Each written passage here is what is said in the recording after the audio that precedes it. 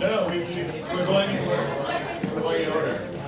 My question relates to the fact that People are welcome to express their opinions with no question, or they're welcome to ask questions as well. Hello? Yes, outside, please. both President Obama and Secretary of State Kerry have been positioned for their entire careers as anti-war. And as such, they needed a great deal of convincing to reach the conclusion that they did. I think we are all tired of conflict, but I have to respect the fact that if you, Senator Blumenthal and Representative Hines, have gone to the security briefings and are satisfied that the intelligence is valid, then I think we have to respect the fact that both Secretary of State Kerry and President Obama, who are both historically anti-war, have come to a conclusion that action is necessary, that we should support them in every way.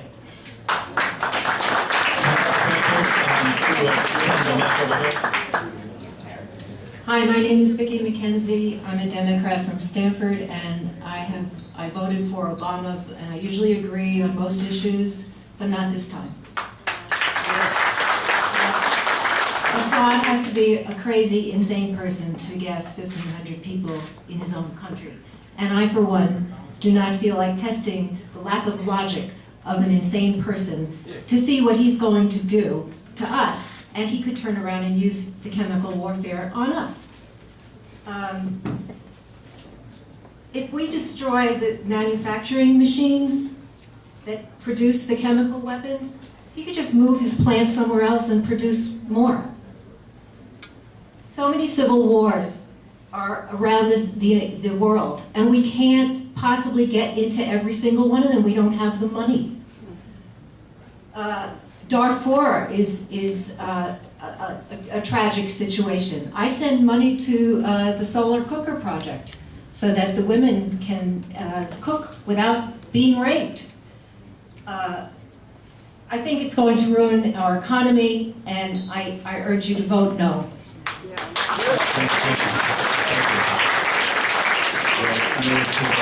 Mike here, Amy.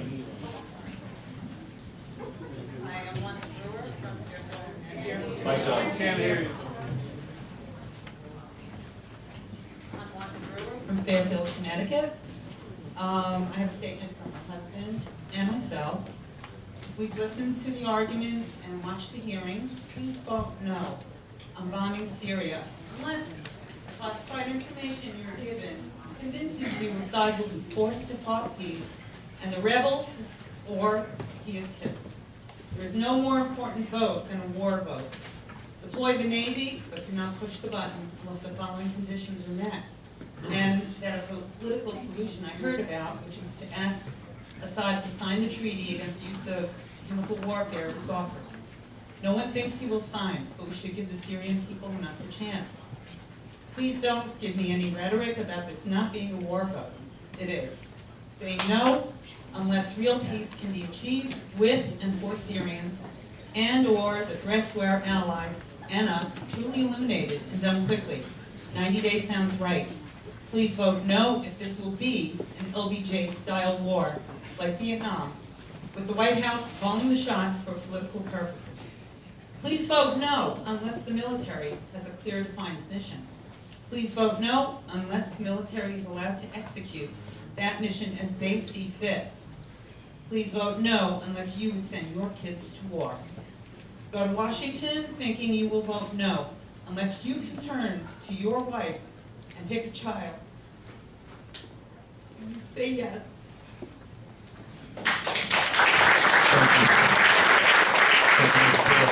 We'll go to the microphone outside. Can you hear? We'll go to the microphone outside.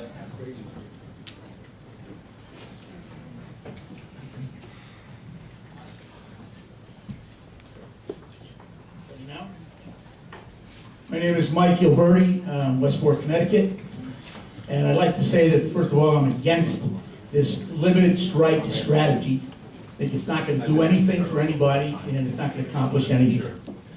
But President Obama has an opportunity here to really make an impact on what's happening in the Middle East. The past 40 years, I can remember there have been about 5 factions that have been causing problems in the Middle East, starting with the PLO, Palestine Liberation Organization, and Yasser Arafat, with Omar Gaddafi in Libya, with Saddam Hussein in Iraq, with Ayatollah Khomeini in Iran up to today, to Ahmadinejad, and last with Assad in Syria. Well, we've eliminated Arafat, is no longer on the scene, Gaddafi's gone, and Hussein is gone. Our next one is in Syria. And what President Obama should do, if I could get his ear, is he should follow President Bush's lead in 1991, form the same coalition of all those countries, and invade Syria and go right through and get rid of Assad, arrest him, bring him to trial as a war criminal. Because he's used a weapon of mass destruction against his own people, killed thousands of people with the gas. That's a fact. We don't have to guess whether he has weapons of mass destruction or not. He has them. We don't have to guess like when we went into Iraq this last time. Okay. So that's my contention. That should be the course of action. And then once we get Assad out, we can turn our attention to Iran.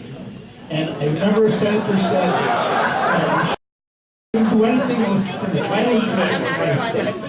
And I worry every day as to whether one of those al-Qaeda terrorists will set off an atomic weapon at the World Trade Center, instead of killing 3,000 people, kill 3 million people. And I also worry about Iran getting atomic weapon and firing it into Tel Aviv on one of his missiles, and at the best case scenario, start a nuclear conflict, and at the worst case scenario, will spark a global nuclear war, and at the best case scenario, would spark a nuclear exchange in the Middle East that will kill millions of people and eliminate any oil coming out of there for decades. That's in the vital interest of this country. Thank you. Thank you, sir. We'll move over.